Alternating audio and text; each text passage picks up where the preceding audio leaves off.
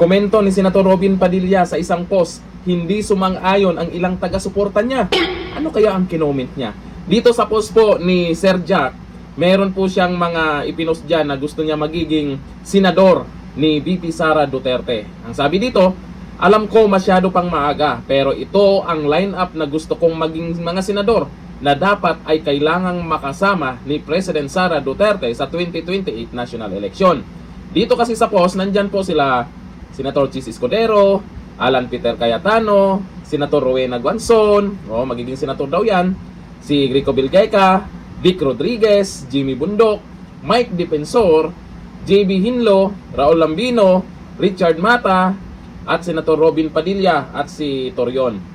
Yan po yung gusto po ni Sir Jack sa kanyang post. Nag-comment po dyan si Senator Robin Padilla. Ito ang comment ni Senator Robin Padilla dyan. Maraming salamat po, pero wag nyo na po ako isama sa lineup at hindi na po ako matakbo sa 2028. Mabuhay po. Yan po ang sabi ni Senator Robin Padilla sa post na yan. At nireplyan din naman po ni Sir Jack. Ang sabi, Robin Padilla, Idol Sen, baka pwede kang mag-vice presidente kay President Sara Duterte. Kailangan ka po ng taong bayan. Meron pang nag-reply dito si Yangsky. Robin Padilla, sir, wag mo naman kami iwan sa ere. Kailangan po namin ang inyong serbisyo na tunay. Isa ka sa mga senador na nagpakita ng pagmamahal sa panahon ng mga kalamidad at kalungkutan. Yan po yung mga nagkomento, marami pong nag-comment dyan na taga-suporta po ni Senator Robin Padilla.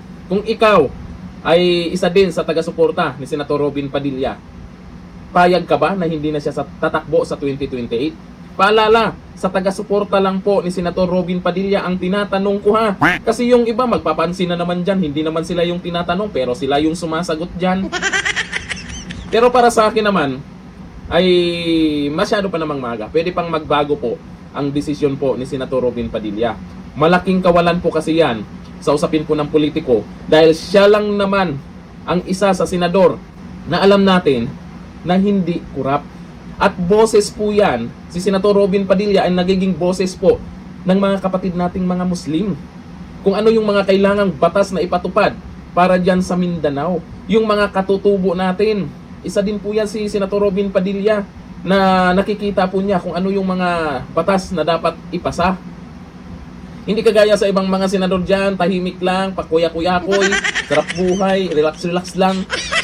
Nung una, siyempre, bilang bagong senador, nangangapa pa siya. Marami tayong napansin, kahit ako naman eh.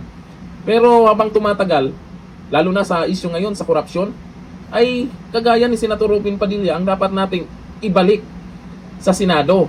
Eh kung hindi man magiging senador ulit, gaya ng mga nagkomento dito, ay pwedeng maging vice president yan. Sa ngayon pa nga lang ha, wala pang balita na kung tatakbo siya. O ito, nagsabi na siya na hindi tatakbo sa 2028. Maraming kinakabahan sa kanya. Kaya napapansin nyo, may naninira na sa kanya. Bakit nga ba sinisiraan po si Senator Robin Padilla? Netong nakaraan pa. Pero may nasasampulan, di ba?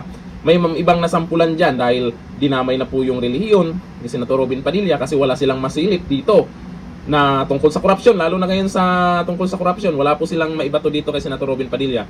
Kaya dinadamay na rin po yung relihiyon ng senador ay lumagpas na po sa limitasyon. O may nasampulan nakaraan.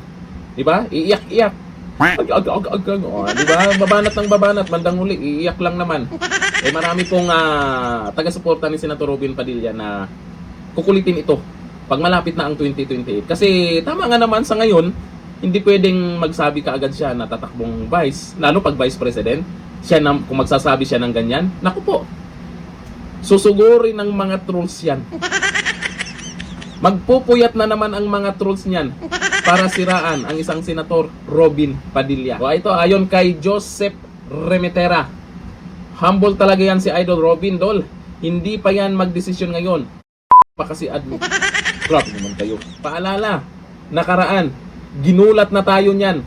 Biglang nag-number 1 sa 2028. Baka gugulatin na naman tayo niyan.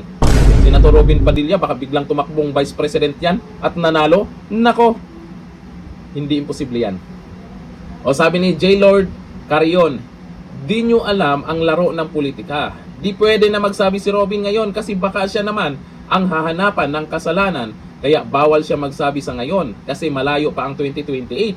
Alam natin na di kaya ni Robin na iwan ang Duterte dahil malaking respeto niya dyan. Ayon po dito kay J-Lord. Ito naman, ito ang magandang komento ni Carmay Moore. Sabi niya, agree din ako. Wala naman yan sa patalinuhan. Basta ang importante, kaya mong maglingkod sa bayan. Napakabait at napakalinis ng track record ni Senator Robin. Hindi siya kurap.